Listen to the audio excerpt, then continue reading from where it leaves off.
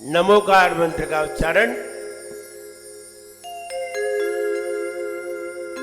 ओम नमो अरिहंताय नम। ओम नमो अरिहंताय नम। ओम नमो सिद्धाय नम। ओम नमो सिद्धाय नम। ओम नमो आयर्याय नम। ओम नमो वज्रायाय नम।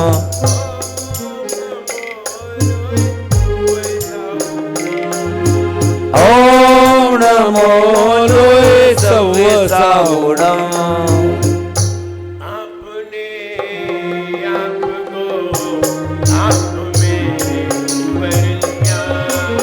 आपने आपको आप में वर लिया।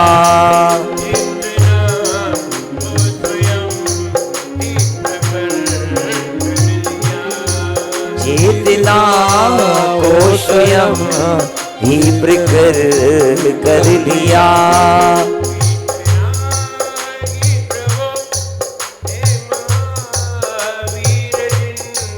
वीतरागी प्रभु हे महावीर जिन।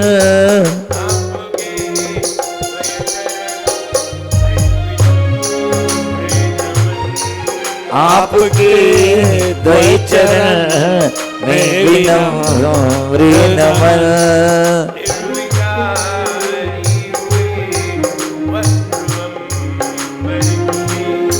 निर्विकारी हुए वस्त्र अंबर किए।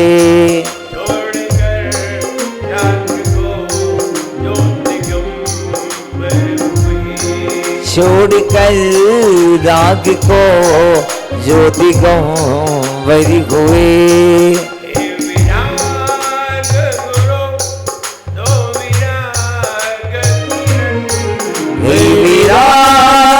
गुरु तो विरागी नयन।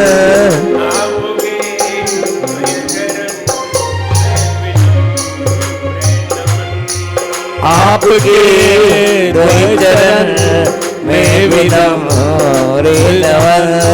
हे विनम्र गुरु दो हमें ज्ञान धन। हे विनम्र गुरु दो हमें ज्ञान धन। आपके द्वय चरण में विनम्र नमन। आपके द्वय चरण में विनम्र नमन। श्री पार्श्वनाथ भगवान की जय। एक गजारा श्री महावीर भगवान की जय। बाकलीवाल जी। आचार्य गुरुवर श्री विराट सागर जी गुरुदेव की। परम पूज्य आचार्य श्री विष्णु सागर जी मुनि महाराज की। अहिंसामयी जैन धर्म की। बोले परम पूज्य आचार्य गुरुदेव विनम्र सागर जी गुरुदेव की जय। समस्त आचार्य संघ की जय। श्री कल्याण मंदिर महामंडल विधान की जय। जय जय गुरुदेव। चंद दिनों का खेला है तन अपना एक ठेला है। चंद दिनों का ठेला है तन अपना एक ठेला है। चंद दिनों का खेला है तन अपना एक ठेला है। चंद दिनों का ठेला है तन अपना एक ठेला है। दुनिया दिखती मेला है। दुनिया दिखती मेला है। दुनिया जिसकी मेला है। दुनिया जिसकी मेला है।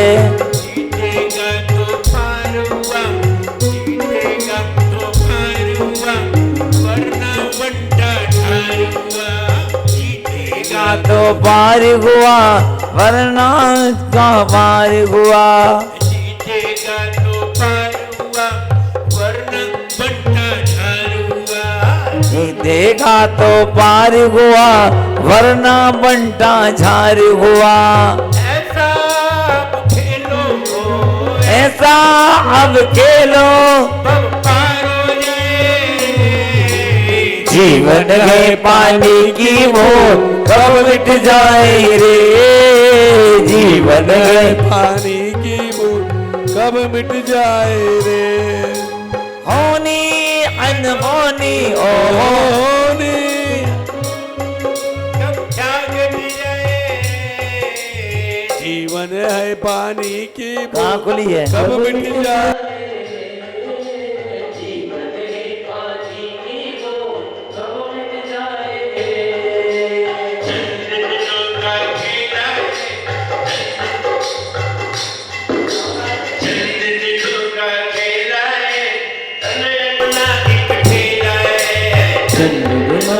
खेला है जन मना कुछ ढीला है। दुनिया एक झमेला है, दुनिया एक झमेला है। दुनिया एक झमेला है, दुनिया एक झमेला है। चंद दिनों के लिए हम दुनिया में आते हैं, थोड़े दिन दुनिया में रह करके दुनिया से चले जाते हैं। करना यही है, करना यही है। जैसा भी हम कर जाते हैं उसी का रिजल्ट आगे है। हम जितना भी पढ़ते हैं उसी का रिजल्ट हमें अंत में प्राप्त होता है। हम पढ़ते नहीं है, अंत में रिजल्ट खराब है। हम करते नहीं है, अंत में रिजल्ट खराब है, बाद में रिजल्ट खराब है। अच्छा करते हैं, अच्छा रिजल्ट है। और अगर करते नहीं, अच्छा नहीं करते हैं तो रिजल्ट कभी अच्छा मिलने वाला नहीं है। कहते हैं अच्छा अच्छा ही करना चाहिए, अच्छा अच्छा ही भोजन करना चाहिए, अच्छा अच्छा ही पहनना चाहिए और अच्छे से रहना चाहिए। क्या कहते हैं? कपड़े ऐसे पहनो जो तुम्हें अच्छे ना लगे। कपड़े ऐसे पहनो जो तुम्हें नहीं, दूसरों को अच्छे लगे। क्योंकि कपड़े दूसरों के लिए ही पहने जाते हैं, अपने लिए नहीं। घर में कोई कौन से कपड़े पहनता है? आधे आधे कपड़े पहन के घूमते हैं। घर में बनियान पहने पुरुष घूमते रहते हैं, हाफ पैंट में घूमते रहते हैं। हम बाजार में निकले हैं तो कपड़े किसके लिए हैं? दूसरों के लिए। इसलिए कपड़े ऐसे पहनो जो दूसरों को अच्छे लगे, तुम्हें नहीं, दूसरों को अच्छे लगे। एक व्यक्ति रविवार का दिन था, शनिवार का दिन था। शनिवार का दिन नौकरी थी उसकी, अच्छी नौकरी थी, अफसर थे। तो घर पे बैठे हुए थे। तो घर पे जब बैठे हुए थे, चेयर डाल करके, आज छुट्टी है, आराम से जिनकी नौकरी होगी वो जानते हैं, शनिवार का दिन था। आराम से चेयर पे बैठे थे, सैंडो बनियान और अंडरवियर पहने। सैंडो बनियान और अंडरवियर पहने। बोले साहब कोई आया होगा, कोई व्यक्ति। साहब आप ऐसे बैठे, आप ऐसे क्यों बैठे? हाफ बनियान और अंडरवियर पहने बैठे हुए थे। बोले आज कौन सा हमें ड्यूटी पे जाना है? आज तो हाफ डे, इसलिए हम हाफ कपड़े पहने। बोले सर कल रविवार भी है।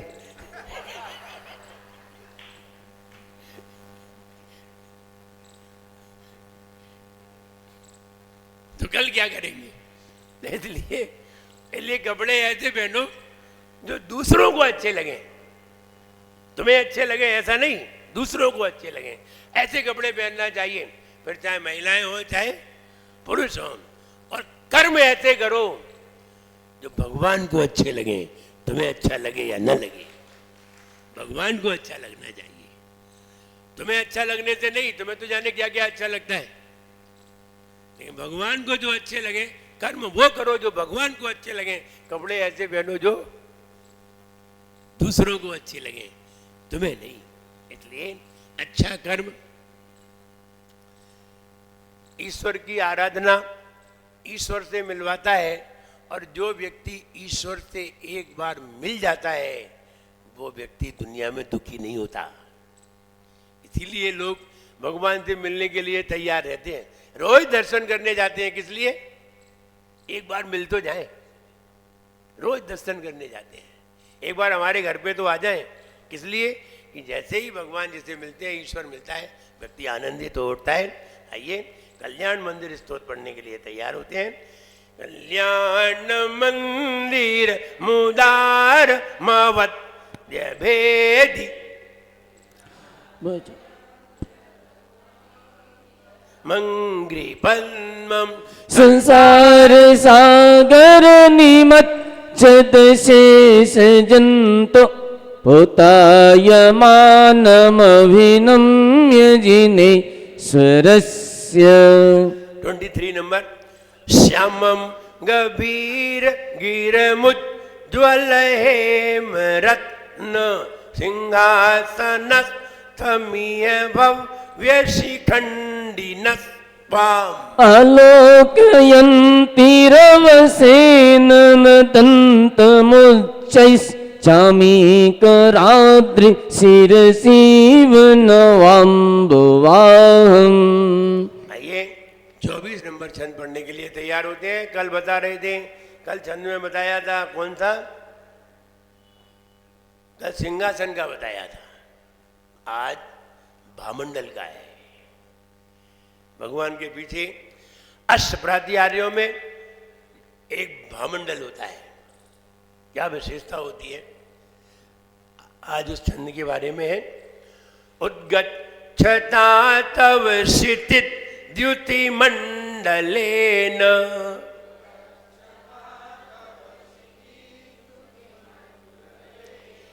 क्षिति नहीं, क्षितिज, क्षितिज द्युति। उद्गच्छता तव क्षितिज द्युति मंडलेन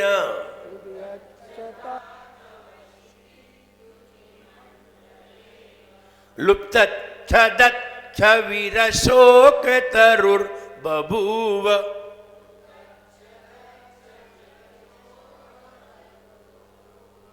लुप्तच्छदत् छविरशोक तरुर्बभूव।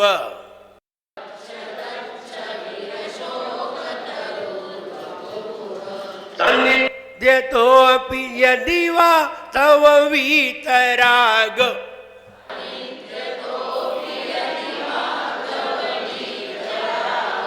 अनित्यतोऽपि यदि वा तव वीतराग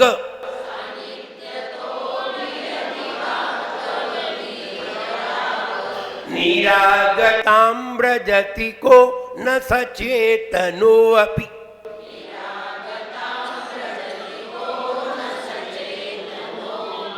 निरागतां व्रजति को न सचेतनोऽपि।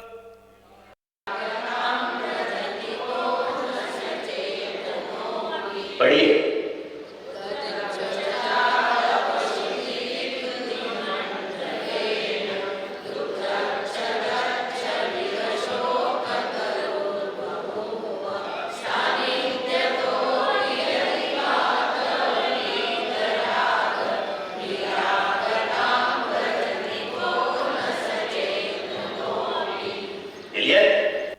सचेतनोऽपि छोटी की मात्रा है, इसका ध्यान देना है। आइए शत्रु विजय, शत्रु विजित राज्य प्रदायक। शत्रु पे विजय। अपने कितने शत्रु हैं? कितने शत्रु हैं? शत्रु ही शत्रु भरे हुए हैं। मित्र कहाँ है? शत्रु ही शत्रु है। सबसे बड़ा शत्रु कौन है? मोह। अब उसको तो हम बिल्कुल गले लगाए हुए हैं। और सबसे बड़ा शत्रु कौन है? मोह।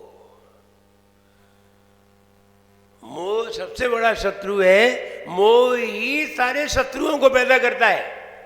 सारे राग द्वेष कौन पैदा करेगा? मोह। तो शत्रु पर विजय। अगर आप भगवान के वामंडल की आराधना करते हैं, अष्ट प्रातिहार्य की आराधना करते हैं, और कहाँ हम प्रातिहार्य की आराधना कर रहे हैं? आराधना तो भगवान की कर रहे हैं। प्रातिहार्य तो एक कोई व्यक्ति है, कोई व्यक्ति बहुत अच्छा गुण वाला है और वो व्यक्ति बहुत अच्छे कपड़े पहने हुए है तो उसके कपड़े की भी आराधना हो जाती है, उसके कपड़े की भी आराधना हो जाती है। अगर हाथ में लाठी है तो लाठी की भी आराधना हो जाती है। तो आराधना तो उसकी है, ना कि प्रातिहार्य की। लेकिन प्रातिहार्य एक अवलंबन है, प्रातिहार्य एक अवलंबन है। आप मकान में रहते हैं और मकान की प्रशंसा हो रही है, किसके माध्यम से? मकान की प्रशंसा हो रही है कि तुम्हारी हो रही है? किसकी? आपकी हो रही है। और आप बोल रहे मकान की हो रही, मकान की नहीं हो रही, आपकी हो रही है।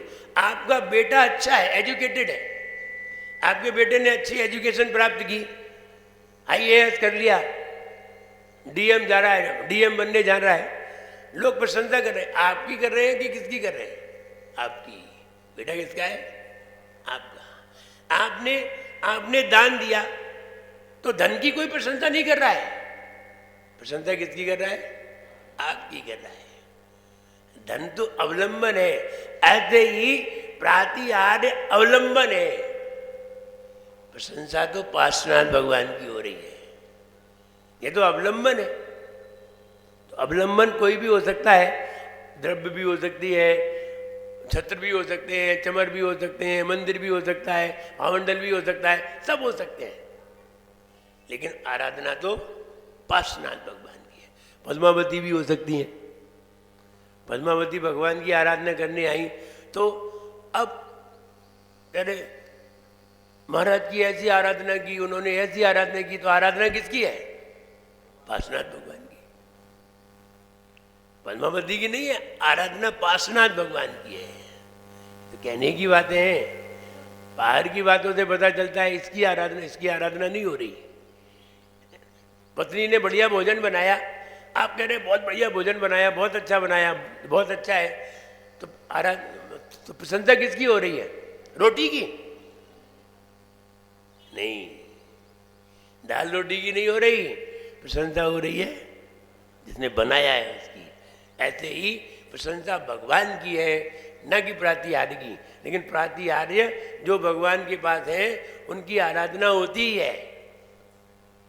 इसलिए यहाँ शत्रु विजित और राज्य प्रदायक, उन शत्रुओं पर विजय प्राप्त कराने वाला, और राज्य प्रदायक, राज्य को प्रदान कराने वाला।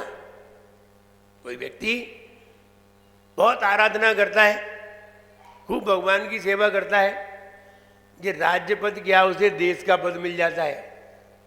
ऐसे लोग ही राजा बनते हैं जो भगवान की आराधना करते हैं, तीर्थंकरों की आराधना करते हैं। रत्नकरण ने शांकराचार्य में ये कहा है, वो राज्य पद को प्राप्त होते हैं। ये नर परम स्वभावन ते पूजा करे, हरियल चक्री होए, राज्य 6 खंड करें, राज्य 6 खंड करें। चक्रवर्ती हरियल चक्री होए, राज्य 6 खंड करें, फिर होए धर्मेंद्र पद भी धरे, नाना विधि सुख भोग बहुरी शिव तिय वरे। बाद में ये सारे सुखों को भोग करके मोक्ष को प्राप्त करते हैं। इसलिए पहले अभी तो यहाँ से शुरुआत हुई है, अब यहाँ से अपन को धीरे धीरे ऊंचे ऊंचे पद पर जाना है। और ऊंचे ऊंचे पद पर जाते जाते जाते जाते चक्रवर्ती से ऊपर निकल करके तब कहीं जाकर के मोक्ष होना है। अभी तो बहुत सारे पड़ाव हैं, बहुत सारे पड़ाव हैं। इसलिए कोई एकदम प्रधानमंत्री कोई नहीं बन जाता सीधा।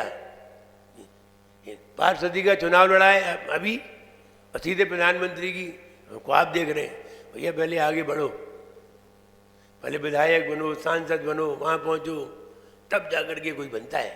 ऐसे ही धीरे धीरे मोक्ष को प्राप्त होता है, एकदम कोई भी प्राप्त नहीं होता। इसमें ऐसा राज्य प्रदायक है और शत्रु विजय प्रदान कराने वाला। आप देखिए, ओम ह्रीम ह्राम नमो रज्ज दावयानम तत्तवानाम, ओम ह्रीम ह्राम नमो रज्ज दावयानम तत्तवानाम। ऐसे मुनि महाराज कैसे कैसे मुनि महाराजों की अपन को विशेषता मालूम चल रही है, कितने कितनी विशेषताएं हैं मुनि महाराजों में, कितनी कितनी शक्तियां हैं। वे मुनि महाराज तत्त तवानम, तत्त का मतलब होता है तप्त। मुनिराज आहार करते हैं, जल लेते हैं, दूध लेते हैं, फल लेते हैं, ग्रास लेते हैं, सब लेते हैं, लेकिन शौच नहीं जाते, लहू शंका नहीं जाती। वो अंदर जैसे ही आहार करते हैं, अंदर ही अंदर तप के द्वारा भस्म कर देते हैं, सुखा देते हैं। बोले ऐसा कैसे हो सकता है? ऐसा हो सकता है। हाँ, अभी नहीं हो सकता, अभी अपन को नहीं हो सकता। ये तो बच्चे सब नाराज संगनन बढ़िया उत्तम शरीर मिलता है, उनके तपस्या की बात है, इन्हें रिद्धि प्राप्त है, हर किसी को नहीं है। वज्र विषव नारायण संगनन तो बहुत लोगों का हो सकता है, लेकिन ये रिद्धि हर किसी के पास नहीं हो सकती। तीर्थंकर भगवान आहार लेते हैं, कभी सुना है कि भगवान निहार करने गए? नहीं। तीर्थंकर भगवान आहार तो लेते हैं, सभी तीर्थंकरों ने आहार लिया, लेकिन निहार नहीं होता, मलमूत्र नहीं होता। किसको नहीं होता? तीर्थंकरों को ही नहीं होता, या और किसी को भी नहीं होता। जितने भी महापुरुष हैं उनको नहीं होता। तीर्थंकर, चक्रवर्ती, नारायण, बद्रीनारायण, बलभद्र, इनके शरीर में मलमूत्र नहीं होता, आहार करते हैं। और ऐसा आहार करते हैं अपन तो कर ही नहीं सकते, ऐसा आहार करते हैं। अपने तो दिमाग में ही नहीं आ सकता ऐसा आहार, और वो भी नहीं सकता। चक्रवर्ती इतना टाइट आहार करता है, ऐसा वैसा आहार नहीं करता। पहले दूध निकाला जाता है, एक भैंस का दूसरी को भैंस को पिलाया जाता है, एक गाय का दूसरी गाय को पिलाया जाता है। ऐसे कई गाय वो दूध को पीती हैं, और तब अंत में जो गाय का दूध होता है, यानी एक एक गाय को, जैसे एक गाय का दूध निकाला, दूसरी गाय को पिलाया, दूसरी गाय ने तीसरी गाय को पिलाया, तो उसका जो पूरी ताकत उसमें आ गई। ऐसे 360 गाय दूध पीती हैं। 360 गाय जब दूध पीती हैं, उसका दूध चक्रवर्ती पीता है। अपन एक गाय का पी लें यही बहुत है, एक गाय का ही नहीं बचता है। वो गाय 360 गायों को वो दूध निरंतर जाता है, तब वो 360 नंबर की गाय का दूध प्योर घी जैसा होता है, वो चक्रवर्ती पीता है। अपन तो सोच भी नहीं सकते। तो ऐसा उसका भोजन होता है, तो इतना ताकतवर होता है चक्रवर्ती। तो कहने का मतलब ये है, उनको आहार तो होता है, लेकिन निहार नहीं होता। ये मुनिराज है, इनको जन्म से ऐसा नहीं था, ये जन्म से ऐसा नहीं था। तीर्थंकर को जन्म से ऐसा होता है, चक्रवर्ती को जन्म से ऐसा होता है, लेकिन इनको जन्म से ऐसा नहीं होता। ये तप करते हैं, तपस्या के बल पर तत्त तवानम, इनके अंदर जो भोजन जाता है वो भस्म हो जाता है। कैसे? जैसे गरम तवा हो, गरम तवा पर तुम पानी डाल दो, थोड़ी देर में पानी डाल दो तो थोड़ी देर में पानी भस्म हो जाता है। ऐसे ही अंदर भोजन जाता है और अंदर भस्म हो जाता है। वे मुनि महाराज, उन्हें तत्त तवानम रिद्धि प्राप्त होती है, विदेह क्षेत्र में विराजमान है। उन मुनि महाराज को मेरा मन से, वचन से, काय से बारंबार। आज कथन किसका है? वामंडल का। वामंडल कौन लगाता है? देवलोग। देवलोग लगाते हैं, उसे वामंडल कहते हैं। लेकिन अपने शरीर का बनता है, उसे आभामंडल कहते हैं। वामंडल और आभामंडल। आप लोग यहां बैठे हुए हैं, सभी का आभामंडल है कि नहीं? सबका आभामंडल होता है। आभामंडल कब तक होता है? क्यों होता है आभामंडल? हमारे शरीर में इलेक्ट्रिक बॉडी होती है, जिसका नाम है इलेक्ट्रिक बॉडी। जैसे आगम की भाषा में कहते हैं तेजस शरीर। कौन सा? तेजस शरीर, ये शरीर सभी जीवों को होता है। ये क्या काम करता है? हम जो अपना हाथ उठा रहे हैं, कोई वस्तु उठा रहे हैं, चल रहे हैं, उठ रहे हैं, बैठ रहे हैं, कोई चीज उठा करके इधर उधर कर रहे हैं, भोजन कर रहे हैं, ये सब तेजस शरीर की ताकत से हो रहा है। अगर अपने शरीर में तेजस शरीर ना हो, कमजोर हो, तो अपन भी कमजोर होंगे। तेजस शरीर जितना तेज होता है उतनी ही ताकत ज्यादा होती है। इलेक्ट्रिक बॉडी इसको कहते हैं, और भी प्राउड बॉडी भी कहते हैं, इलेक्ट्रिक बॉडी भी कहते हैं। जो इलेक्ट्रिक बॉडी होती है वो अपने शरीर में ताकत का काम करती है। तो इलेक्ट्रिक बॉडी जो चारों तरफ निकलती है हमारे शरीर से 3 गुनी होती है। हम अगर ऐसे बैठे हुए हैं तो हमसे 3 गुना, ये 3 गुना हिस्सा है, इतने हिस्से में हमारा और ओरा रहता है। इसे कहते हैं आभा मंडल। हर किसी का रहता है। कोई व्यक्ति को क्रोध आ रहा हो और आप उसके बाजू में जाकर के बैठ जाए तो आपका मन भी खराब होने लगेगा। कोई व्यक्ति बहुत अच्छे विचार कर रहा है, जैसे आप महाराज के पास आके बैठ जाइए, बिल्कुल नजदीक आके बैठ जाइए, आपके विचार अपने आप ही बदल जाएंगे, अपने आप बदल जाएंगे। कैसे बदल गए, किसने बदल दिए, अब आपको मालूम नहीं है। आपके शरीर से भी ओरा निकलता है, महाराज के शरीर से भी ओरा निकलता है। जो ओरा भारी हो जाता है वो अपना काम कर जाता है। जो ओरा भारी हो जाए, आप विचार करिए, महिलाएं हैं, छोटे बच्चे को नजर लग जाती है, छोटे छोटे बच्चों को कैसे लगती है? देखिए, उसने देखा, किसी दूसरे व्यक्ति ने देखा, बच्चा बहुत अच्छा है, बहुत अच्छा खेलता है, बहुत सुंदर लग रहा है, जरा सी ऐसी बात कही तो उसकी जो आंखों से ओरा जाता है वो उसके ऊपर हावी हो जाता है। क्योंकि छोटा बच्चा कमजोर होता है, बड़े लोग तो ताकतवर होते हैं। तो छोटे बच्चे, उसका अभी सोच नहीं है, तो उसके ऊपर उसकी नज़र का ओरा जमा हो जाता है। और जैसे ही नज़र का ओरा जमा होता है तो बच्चे को खाना पीना अच्छा नहीं लगता, उल्टी होने लगती है, बुखार आने लगता है, वो निडाल सा होने लगता है, ऐसा लगता है कि कुछ भी नहीं कर रहा है, मूवमेंट कमजोर हो जाता है। अब माँ क्या करती है? क्या करती है? कैसे उतारती है? क्या करती है नजर में? देखो, वो ऐसे करती है, ऐसे करती है, दीपक से करती है, कपूर से करती है, रोटी से करती है, मिर्ची से करती है, अलग अलग चीजें हैं। ये मिर्ची है, तीखी है, रोटी है, दीपक है, अग्नि है, कपूर है, तीखा है। ये तीखी चीज हाथ में लेकर के फिर ऐसे करती है तो जो ओरा जो पड़ा है वो कट जाता है। जो ओरा पड़ा है, कवर पड़ा है, वो कट जाता है, और जैसे ही कटता है तो नजर उतर जाती है। ओरा है ये क्या है? ओरा। ओरे से नजर उतारी जाती है। आप महाराज के पास आ जाते हैं, महाराज ने उठाई पीछी और जो ऐसे तुम्हारे ऊपर लगाई, सारा ओरा खुल जाता है। तो इसलिए नजर कैसे उतारी जाती है?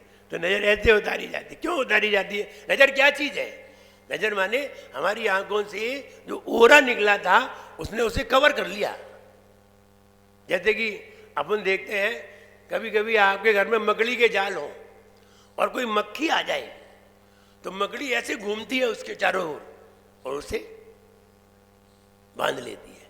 तो चारों ओर घूमी नहीं तो अपन को भले ही उसके तंतु दिखाई न दें, लेकिन वो ओरा डालती है। ऐसे ही हम अगर किसी को बुरी नज़र से देख लेते हैं तो हमारी नज़र उसके ऊपर पड़ जाती है, और नज़र पड़ जाती है तो ओरा बन जाता है, जिससे कि वो व्यक्ति कमजोरी महसूस करने लगता है, कुछ काम करने में मन नहीं लगता है, बीमार होने लगता है, उसकी ऊर्जा उसके ऊपर हावी हो जाती है। फिर अपन कोई भगवान का नाम लेकर के अपने अंदर एक बढ़िया ऊर्जा पैदा करते हैं और पैदा करके उसकी ऊर्जा को तोड़ते हैं, काट देते हैं, उसकी नजर उतर जाती है। हरी समझ में नजर कैसे उतारी जाती है? उठाई पीछी, हम लोग तो पीछी से उतार देते हैं, कोई भी हो पीछे से उतार देते हैं। और हम लोगों को तो खैर मालूम है सारे मंत्र, तो मंत्र से तत्काल उतार देते हैं उसकी। जरा सा झाड़ते हैं, कोई व्यक्ति आया बीमार हो रहा है, महाराज झाड़ दो इसे, हाँ पीछे लगाई, ठीक हो जाता है।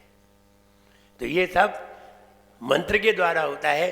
तो यहाँ आभा मंडल, जो आभा मंडल है महाराज का, आभा मंडल बहुत तेज होता है, बहुत मजबूत होता है। इसलिए जब भी आपके घर में भी महाराज प्रवेश करते हैं ना, तो घर का भी माहौल बदल जाता है अपने आप। महाराज चौके में, किचन में खड़े क्या हो जाए, चौके का माहौल ही बदल जाता है। लोग गुस्सा करना बंद कर देते हैं, लोग फालतू का बोलना बंद कर देते हैं। ओरा काम करता है, जितना डीपली ओरा होगा उतना डीपली काम होगा, और जितना उथला ओरा होगा उतना उथला ही काम होगा। इसलिए ओरा सभी के शरीर से निकलता है, एक इंद्री से लेकर के पंचेंद्री तक सभी जीवों के शरीर से ओरा निकलता है। अंतर इतना है, जो एक इंद्री, दो इंद्री, तीन इंद्री, चार इंद्री, मक्खी, मच्छर, चींटी, मकड़ी आदि जो होते हैं, इनका ओरा तीन तरह का होता है, ब्लैक, ब्लू और ग्रे, तीन तरह का ओरा होता है। क्योंकि इनके अंदर अच्छा भाव नहीं होता, किसी के अंदर अच्छा भाव नहीं होता, इसलिए इनका ओरा खराब ही होता है। पेड़ का, एक इंद्री का, दो इंद्री का, तीन इंद्री का, चार इंद्री का, असंगी पंचेंद्री का। अब संगी पंचेंद्री आते हैं। संगी पंचेंद्रियों में जो नारकी होते हैं, इनका खराब होता है, ये हमेशा लड़ते ही रहते हैं। जैसे ही किसी से लड़ने के विचार बने, वैसे ही हमारे शरीर का ओरा ग्रे हो जाता है। और जैसे ही भगवान की पूजा के विचार बने, मंदिर में आने के, पूजन करने के, गुणगान गाने के, भक्ति करने के, भजन गाने के अथवा स्वाध्याय करने के इनके विचार बने, वैसे ही हमारा ओरा येलो कलर का हो जाता है। और जैसे ही लड़ने के भाव बने तो, और खाने के भाव बने तो कैसा हो जाता है, ग्रे। और लड़ने के बने तो ब्लू, और मारने के बने तो ब्लैक हो जाता है। इस ओरा से रूस में एक ऐसी मशीन बनाई गई कि उसमें व्यक्ति के मन के विचार को पढ़ा गया कि ये व्यक्ति क्या सोच रहा है। एक नार्गो टेस्ट होता है, नार्गो टेस्ट, वो भी यही करता है, कुछ नहीं करता, आपको मालूम नहीं क्या करता है, वो ओरे को खोजता है, इसका कैसा ओरा बन रहा है। उसने जैन दर्शन की लेस्या को पढ़ लिया है, उन डॉक्टरों ने, रूस ने इसकी बहुत रिसर्च की है, उसने लेस्या के चैप्टर को पढ़ लिया है। तो लेस्या में बताया है कि अगर येलो ओरा होगा तो ये क्या सोच रहा होगा, और यदि ग्रे होगा तो ये क्या सोच रहा होगा, ब्लू होगा तो क्या सोच रहा होगा, कैसे कैसे विचार इसके अंदर आ रहे होंगे। और काला होगा तो ये किसी से लड़ने का, मारने का ऐसा भाव कर रहा होगा, हम उसे छोड़ेंगे नहीं, ऐसा विचार कर रहा होगा। उसने पकड़ लिए सारे ओरे। अब व्यक्ति जैसे ही मशीन पे खड़ा होता है, वो ओरा को पकड़ लेता है और ओरा से बता देता है कि ये व्यक्ति ये सोच रहा है। तो ये अपने शास्त्रों को उसने पकड़ लिया, बस वो प्रयोग करके बता रहे हैं, अपन पढ़ भी नहीं रहे हैं, अपन पढ़ते भी नहीं है। और उन्होंने पढ़ करके मशीन पे खड़ा कर लिया, वे करोड़ों रुपए कमा रहे हैं अपने शास्त्र को पढ़ करके, और हम लोग बुद्धू बने उनकी मशीन पे जा रहे हैं। इसलिए ओरा से पता चल जाता है, सबका ओरा बनता है। जब अपन खाने के विचार करते हैं, खाने के, पीने के, सोने के ऐसे विचार करते हैं, आलस के, तो अपना ग्रे बनता है। लड़ने के विचार करते हैं तो फिर अपना ब्लू हो जाता है। जब किसी को मारने के विचार बनते हैं तो ब्लैक बन जाता है। तो भगवान की पूजन करने की अथवा न्याय करने की, हित हित का विचार करने की, लाभ अलाभ का विचार करने की, कर्तव्य का अकर्तव्य का विचार करते हैं, पूजन करने का भाव करते हैं, येलो हो जाता है। और जैसे ही ऐसे विचार होते हैं, अब हम व्रती बनेंगे, अब हम 2 प्रतिमा धारण करेंगे, अब हम ब्रह्मचर्य व्रत धारण करेंगे, आदि आदि व्रती बनने के भाव बनते हैं, तो यही ओरा येलो से पिंक हो जाता है, येलो से पिंक हो जाता है। और जब हम समता भाव करते हैं, न किसी से राग, न किसी से द्वेष, अपने शांति से चुपचाप बैठते हैं, न किसी से कुछ कहते हैं, न किसी का बुरा सोचते हैं, न किसी का अच्छा सोचते हैं, किसी से कोई मतलब नहीं है, तो वही ओरा वाइट हो जाता है। इसे ही आचार्यों ने लेस्या कहा है। लेस्या कितने प्रकार की? 6 प्रकार की। कौन कौन सी? पीत, कृष्ण, नील, कापोत, पीत, पद्म, शुक्ल। कृष्ण नील, कृष्ण माने ब्लैक, नील माने ब्लू, कापोत माने ग्रे, पीत माने येलो, पद्म माने पिंक और शुक्ल माने वाइट।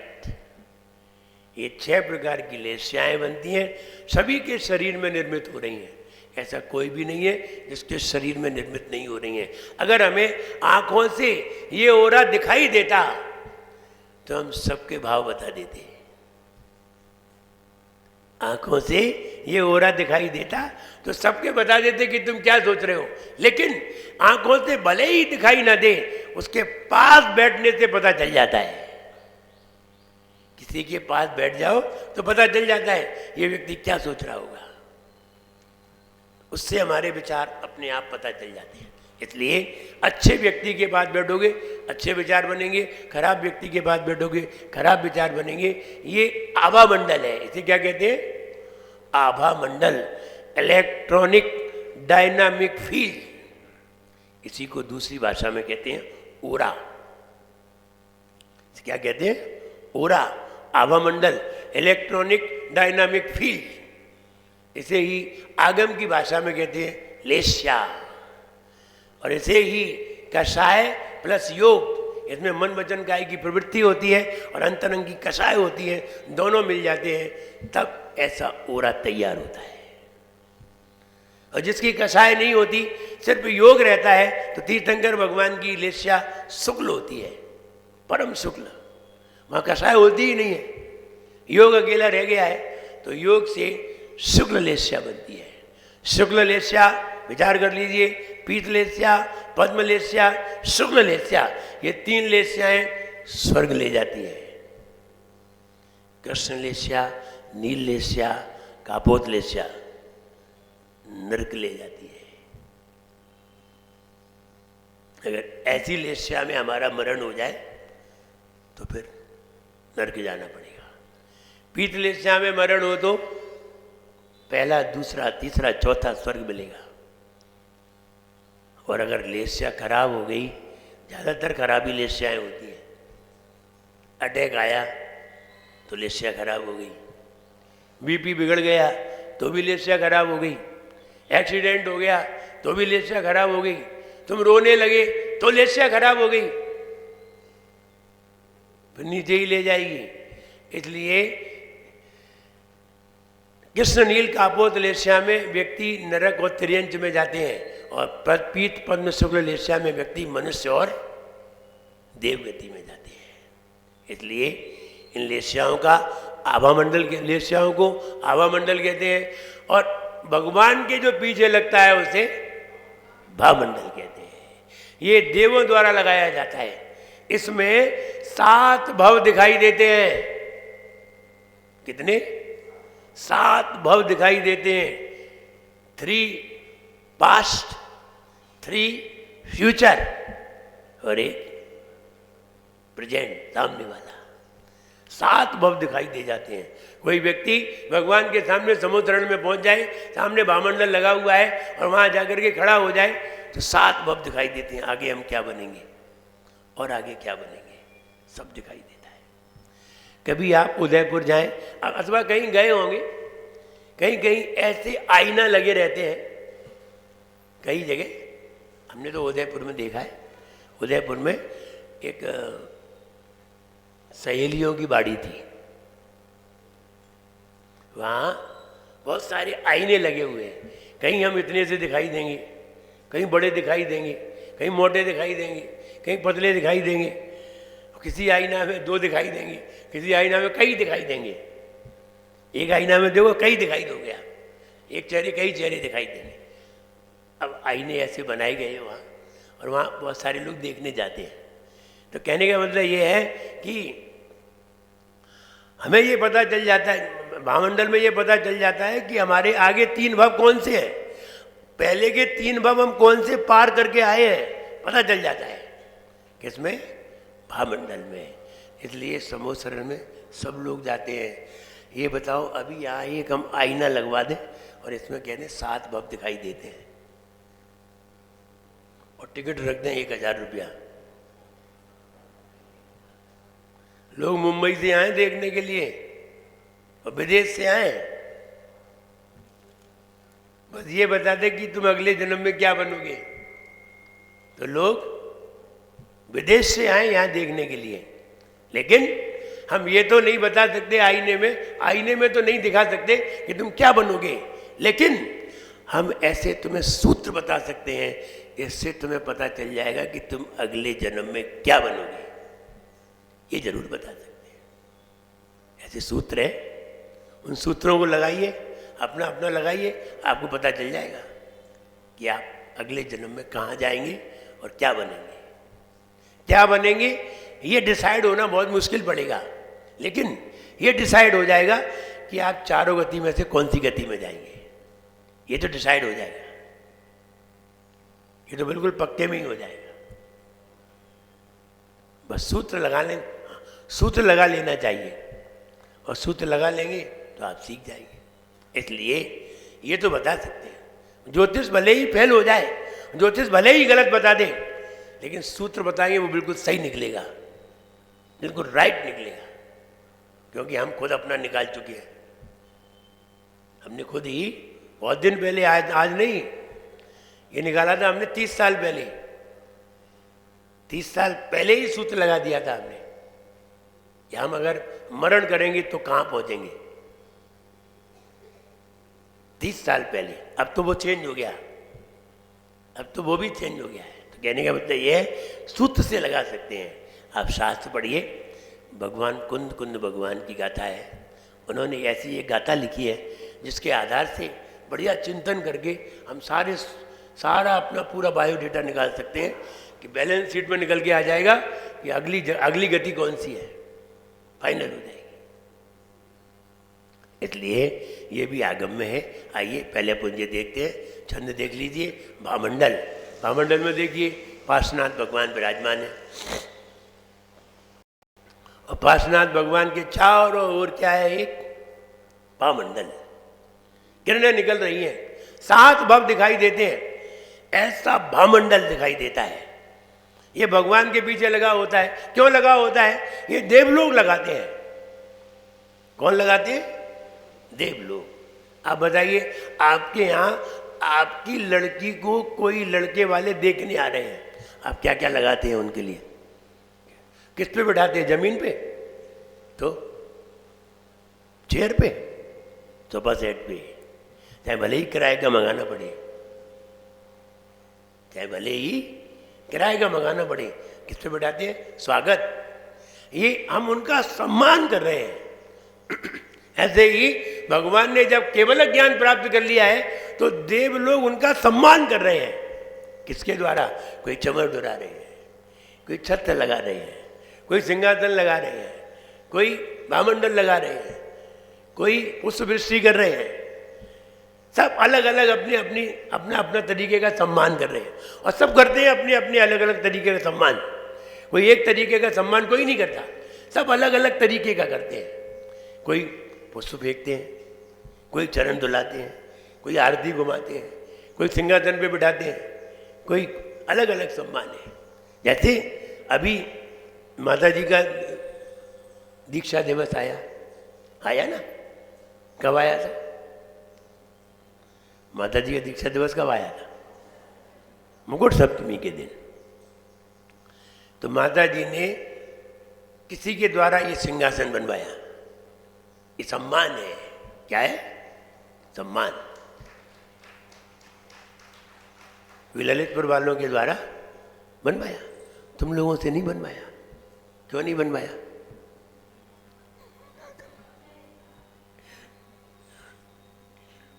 जब तक हम किन्हीं महाराज से बहुत क्लोज नहीं होते तब तक हमें कोई अवसर प्राप्त नहीं होता। हर किसी को थोड़ी मिलेगा। बताओ, ललितपुर से मिल गया, यहाँ नहीं मिला, इसका मतलब हम क्लोज नहीं हो पाए। जितने क्लोज होते हैं उन्हीं को ये बात पता चलती है। महाराज को औषधि देना है, आपको मालूम है? मालूम है आपको? नहीं मालूम। क्यों? हम क्लोज नहीं है। जब क्लोज हो जाते हैं उसे पता चलता है, फिर उसे औषधि दान देने का अवसर प्राप्त होता है, वरना कहाँ दे पाते हैं? बताओ। अपन को मालूम नहीं है और भोपाल वालों को मालूम है, इंदौर वालों को मालूम है, और अपन यहाँ रह रहे अपन को मालूम नहीं है। इसका मतलब है हम अभी क्लोज नहीं हो पाए। जितने क्लोज होते हैं उतना ही उत्तम अवसर प्राप्त होता है। नहीं तो ये किसे प्राप्त होगा? तो अब जो सिंहासन बन के आया तो उन्होंने लगा दिया। उन्होंने कहा अब आपको सिंहासन इस पर बैठना है। ठीक है, इस पर बैठ जाते हैं। जब हम भोपाल में थे तो वो वाला सिंहासन हमारी विश्वेश्वरी माता जी हैं जो अभी टुंडला में, वो आगरा में थी, तो उन्होंने भेजा आगरा से। उन्होंने आगरा से भेजा और ये इंदौर से आया। तो कह रहे ये सब क्लोज होने के परिणाम है, वरना आप कभी भी औषधि दान नहीं दे सकते। कभी भी औषधि दान वही दे सकता है जो बिल्कुल नज़दीक होगा और उसे मालूम होगा कि कौन सी औषधि दी जाती है। ये तो मालूम ही नहीं है, बहुत मुश्किल है। औषधि दान देना बहुत मुश्किल है, श्रावक को नहीं दे सकता है। वो तो बिल्कुल क्लोज है। इसलिए यहाँ कहा कि वो सम्मान है, तो यहाँ सम्मान कर रहे हैं। कोई भगवान का सिंहासन लाया, कोई छत्र लाया, कोई चमर लाया, कोई कुछ लाया। तो जब हम मंदिर में भी जब भगवान के नज़दीक पहुँचते हैं तभी भाव बनता है, तभी भाव बनता है।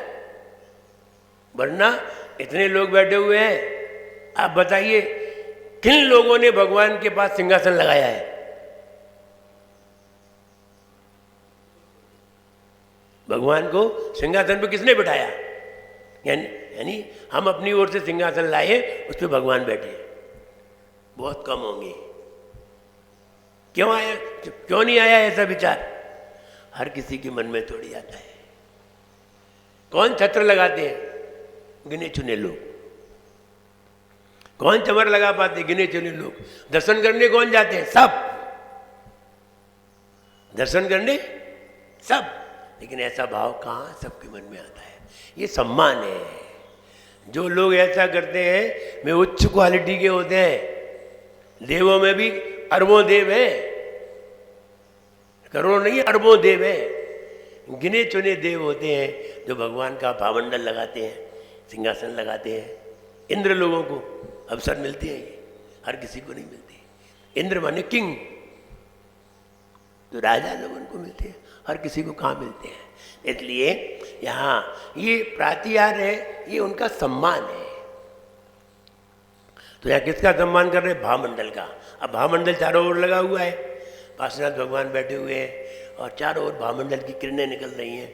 7 भव जिसमें दिखाई दे रहे हैं, ऐसा भावमंडल भगवान के ऊपर लगा करके, नीचे कमला संतो लगाई है, भावमंडल की आराधना कर रहे हैं। अब जब आप भगवान के पीछे आप भावमंडल लगाएंगे ना, फिर आप दर्शन करने जाएं, तो आप भगवान को देखो या ना देखो, भावमंडल जरूर देखोगे। बताओ देखोगे कि नहीं? देखोगे, भावमंडल जरूर देखो। एक अम्मा जी ने एक अम्मा जी ने फर्श लगवाया मंदिर में और नाम लिखवाया। उनका नाम था मगनी बाई। क्या नाम था? मगनी बाई। हुआ ये, वो दर्शन करने आती तो वो नाम जरूर देखती, जब जाती तो उसे धीरे से पहुंच करके देखती। हुआ ये कि बहुत दिन हो गए तो वो घिस गया, तो मगनी की जगह नगनी हो गया। माँ का जो एक लाइन थी वो मिट गई, तो अब वो नगनी हो गया। और नगनी बाई सामने रहती थी, मगनी बाई के सामने नगनी बाई रहती थी। तो एक दिन उसने साफ करके देखा, बोले वो कमेटी वालों को बुलाया, बोले इसे मगनी बाई करवाओ, ये नगनी बाई हो गया है, इसे मगनी बाई करवाओ। हम जो लगाते हैं, सिंहासन लगाते हैं तो जरूर देखते हैं, महामंडल लगाएंगे तो जरूर देखेंगे, चंवर लगाएंगे तो जरूर देखेंगे, भगवान विराजमान किए हैं तो जरूर जाएंगे दर्शन करने के लिए। और कोई मंदिर में जाएं चाहे न जाएं, वहां जरूर जाएंगे। ये एक प्रेरणा है। जब आप मंदिर में कोई कार्य करते हैं तो आपका मन मंदिर से जुड़ता है, फिर आप वहां जाते हैं, वहां जरूर जाएंगे। और नहीं जा पाए और कोई मेहमान है जा रहा है तो मेहमान को बताएंगे, आपने वहां चमर देखे थे? बोले चमर? हम तो भगवान को देखने गए थे। नहीं, आप चमर नहीं देखे? नहीं, हमने चमर नहीं देखे। बोले अब की बार जाओ तो चमर देखना, हमने लगवाए हैं। वो जरूर बताएंगे। और कुछ बताएं या ना बताएं। तो आप कभी सोनागिर गए कि नहीं? सोनागिर में आपने सीढ़ी देखी थी? बोले हाँ देखी थी, बहुत सारी सीढ़ी थी। तुमने ऊपर वाली सीढ़ी देखी थी? हाँ हम सभी सीढ़ी देखी थी। सीढ़ी देखने थोड़ी गए थे। बोले वो सीढ़ी हमने बनवाई थी। तो उस पर लगाव जरूर होता है जो हम कार्य करते हैं। इसलिए सिंहासन, छत्र, चमर, भामंडल, ये सब में अपन को भाव रखना चाहिए। हम कहीं से भी ला करके विराजमान करें। हमारी प्राची दीदी बहुत आगे रहती हैं इसमें, कहीं भी जाती हैं वे छत्र चमर कहीं से कहीं मंगाएंगी चांदी के और लगवाएंगी। प्राची दीदी सबसे छोटी दीदी है, वो छत्र चमर भामंडल जो भी दिखेगा। अभी सिंहासन मंगाए बहुत सारे। बोले अभी सिंहासन मंगा रही हैं? बोले हमें 25 सिंहासन मंगाना है। कब? वो मेरा 25वां मुनि दीक्षा दिवस आ रहा है 27 में, तो हम 25 सिंहासन भगवान को लगवाएंगे, 25 जोड़ी चमर मंगाएंगे, 25 जोड़ी छत्र मंगाएंगे। ठीक है, तुम्हें जो करना है। तो ये भाव होना चाहिए। ये भाव राज्य पद को प्राप्त कराते हैं, ऐसे भाव होना चाहिए। आइए अर्थ देखते हैं। उद्गच्छता तब स्थित द्युति मंडले न, हे भगवान उद्गच्छता अतिशय प्रभात से युक्त दैदीप्यमान, तब आपकी स्थिति द्युति मंडले ने, आपके शरीर की कांति से लुप्त छद लुप्त यानी लुप्त हो गया है। छद छवि अशोक तरु बबू है, वो अशोक तरु भी आपकी प्रभा से, अशोक तरु की कांति भी लुप्त हो गई। हे भगवान आपकी आभा से, आपके आभा मंडल से भामंडल भी प्रभावशाली हो गया। आप नहीं है तो भामंडल की कोई कीमत नहीं है। बाजार में बहुत मिलते हैं, लेकिन जब भगवान के पीछे लग जाए तो उसकी कीमत हो जाती है। जो सिंहासन बाजार में बहुत मिलते हैं, और जब इस पे महाराज बैठ जाए तो व्यक्ति आनंदित हो जाता है। इसलिए वो कहते हैं अशोक तरु प्रभु, आपकी कांति के सामने अशोक वृक्ष की कांति भी लुप्त हो गई। सानिध्य तो भी, आपका सानिध्य ही यदि वाह तब वीतराग, आपका वीतरागी स्वरूप का सानिध्य पाकर, वीत निरागताम, निरागता माने राग से रहित, विरजति प्राप्त हो जाते हैं।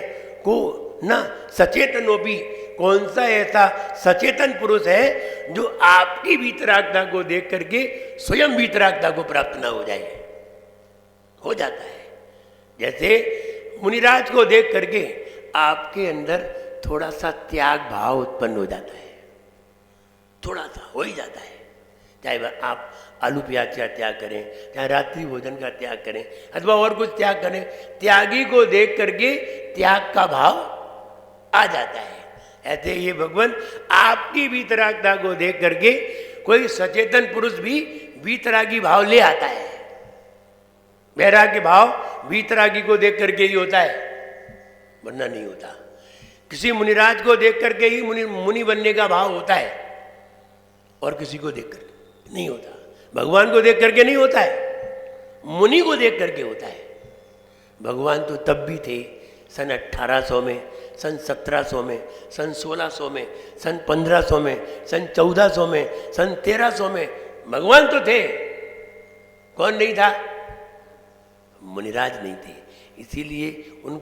इसीलिए कोई उन्हें देख करके कोई मुनिराज ही नहीं हुआ। तो भगवान को देख करके मुनि बने ये जरूरी नहीं है, लेकिन मुनिराज को देख करके मुनि बनने की भावना हो जाती है। इसलिए यहाँ हे भगवान आपकी वीतरागता को देख करके हमारे भी मन में वीतराग परिणाम उत्पन्न हो जाते हैं। और अगर वीतरागी को देख करके वीतरागी परिणाम ना हो तो फिर कैसे होगा? तो फिर आप समझदार नहीं है। वीतरागी को देख करके वीतरागी परिणाम हो जाते हैं, और वीतरागी नहीं है तो फिर आप मंदिर भी जाते हैं ना, और मंदिर में जा करके अगर अच्छे से दर्शन नहीं करते तो फिर कहाँ आपको वीतरागता दिखेगी? अब मंदिर में जा करके भी दूसरे विचार में जाते हैं। घर में तो दूसरे विचार होते ही हैं। घर में सही विचार होते हैं कि खराब विचार होते हैं? घर में खाने पीने के विचार ज़्यादा होते हैं, और खाने पीने पे ध्यान भी ज़्यादा होता है। और महिलाएं तो बहुत होशियार होती हैं, इनकी होशियारी का कोई जवाब ही नहीं। एक महिला ने वो एक व्यक्ति को चाय पिलाई, जब चाय मेहमान को पिला रही थी तो उसने कहा, आंटी जी इसमें जरा 1 चम्मच शक्कर और डाल दीजिए। शक्कर तो वैसे ही महंगी हो गई, बोले 1 चम्मच शक्कर डाल दीजिए। तो उसने कहा ठीक है। तो वो डब्बा लाई शक्कर का, डब्बे के ऊपर मिर्च लिखा था। क्या लिखा था? मिर्च, लाल मिर्च। तो उसने कहा ये मिर्च नहीं डाल दी। उसने डब्बा खोला और चम्मच अंदर डब्बा रहने। बोले क्यों? बोले इस पर तो मिर्च लिखा है। नहीं, बोले मिर्ची नहीं डालनी है, शक्कर डालनी है। तो मैं शक्कर ही डाल रही हूँ। जब चम्मच अंदर से निकाली तो उसमें शक्कर थी, और बाहर क्या लिखा था? लाल मिर्च। तो उन्होंने पूछा, आंटी जी ये बताइए, ये इसमें तो लाल मिर्च लिखा है और अंदर तो शक्कर है। बोले नहीं, वो हमने इस पे लाल मिर्च लिख दिया है। बोले क्यों लिखा? बोले वो चींटियां आ जाती है ना, अब चींटी नहीं आ पाएंगी। उन्हें मालूम चलेगा इसमें लाल मिर्च तो आएंगी ही नहीं। उसने कहा हम समझते थे हम ही होशियार हैं, जो महिलाएं तो हमसे ज़्यादा होशियार हैं। लाल मिर्च लिख देंगे तो चींटी नहीं आएंगी, ये तो उसे पहली बार मालूम चला। तो इसलिए महिलाएं तो बहुत होशियार होती हैं, उनकी होशियारी कोई जवाब नहीं है। वे तो कोई ना कोई तोड़ निकाल लेती हैं। अगर उनकी रोटी भी खराब हो जाए ना, वे रोटी का भी कुछ बना देंगे, फेंकेंगे नहीं। वो लोग मटर के छिलके की सब्जी बना लेते हैं, वो पपीते के छिलके की सब्जी बना लेते हैं। एक ने तो केले की छिलके की सब्जी बना दी। बताओ, अब कोई चीज़ फेंकनी ही नहीं है, सभी चीज़ खा लेनी है। तो वो कैसे ना कैसे कुछ ना कुछ बना लेते हैं। तो यहाँ ये कहा है उद्गच्छता है भगवान, आपके आवामंडल के सामने वो भावमंडल भी प्रभावशाली हो गया। आपके आवामंडल को पाकर देव पुनीत भावमंडल भी प्रभावशाली हो गया। अब वो रिपीट करके बता रहे हैं, आइए हम रिपीट करा देते हैं। रिपीट करिए।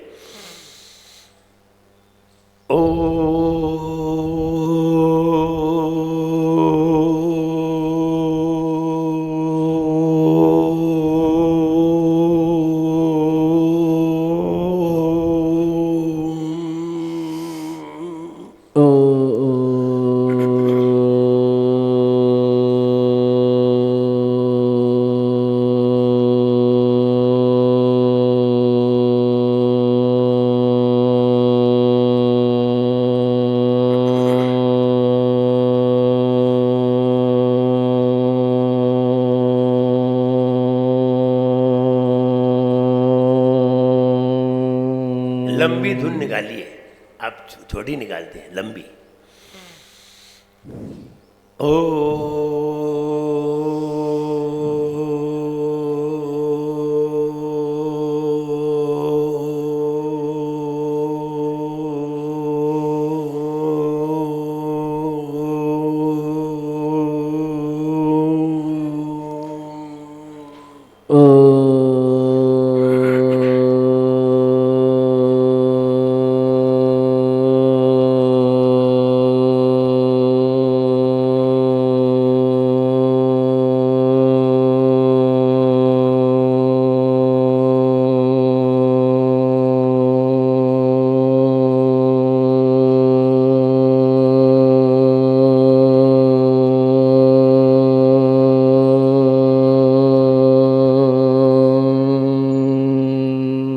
आज्ञा चक्र पर ध्यान।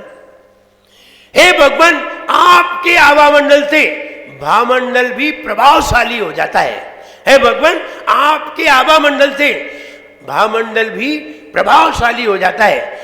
हे भगवान, आपके आवामंडल से भामंडल भी प्रभावशाली हो जाता है। वैसे ही आपकी वीतरागता को देखकर, वैसे ही आपकी वीतरागता को लखकर, वैसे ही आपकी वीतरागता को देखकर सचेतन पुरुष भी वीतराग भाव को प्राप्त हो जाते हैं।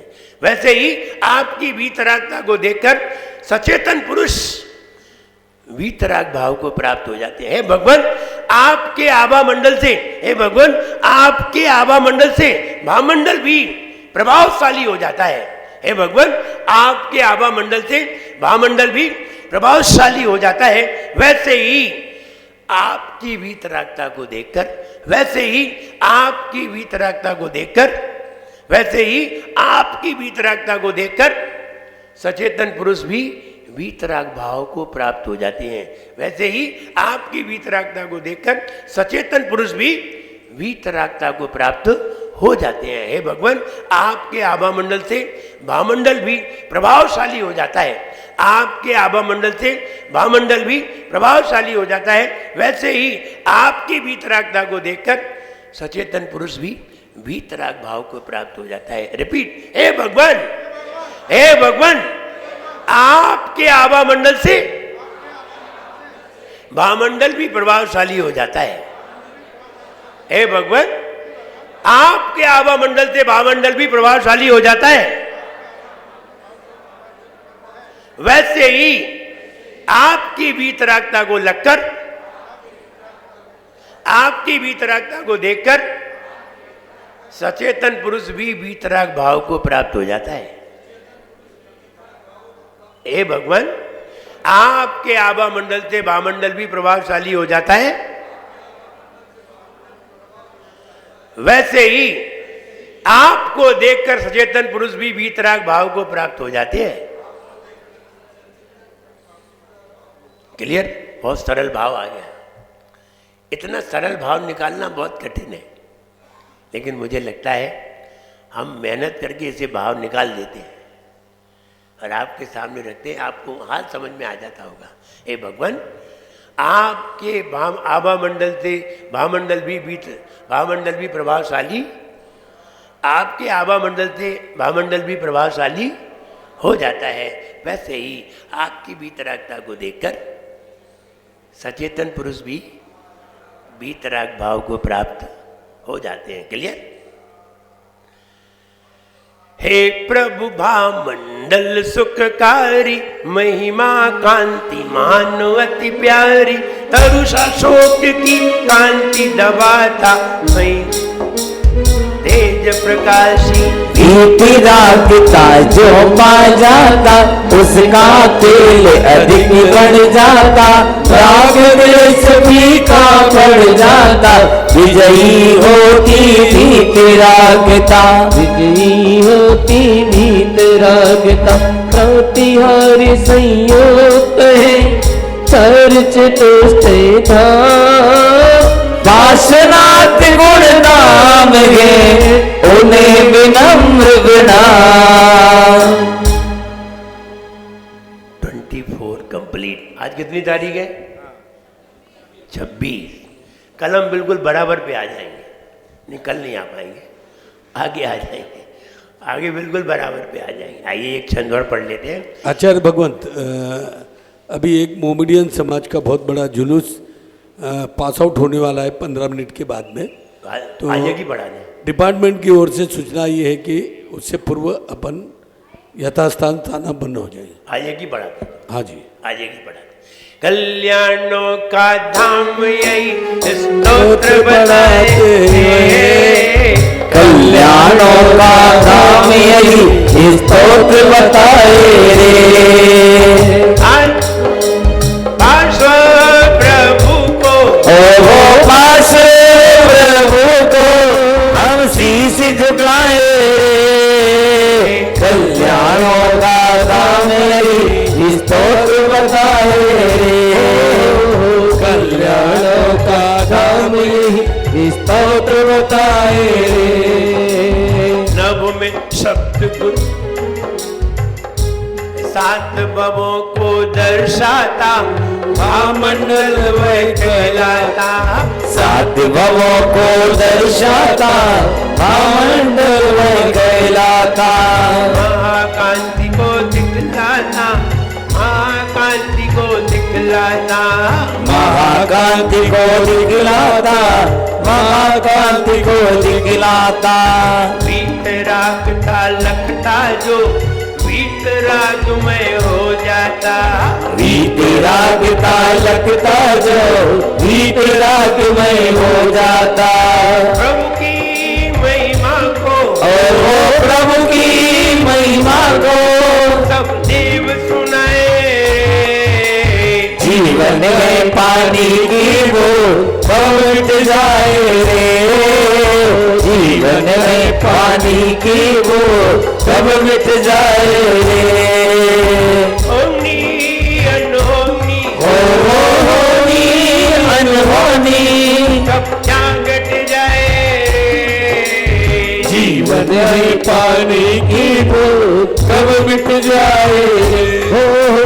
जीवन में पानी की बूंद सब मिट जाए रे।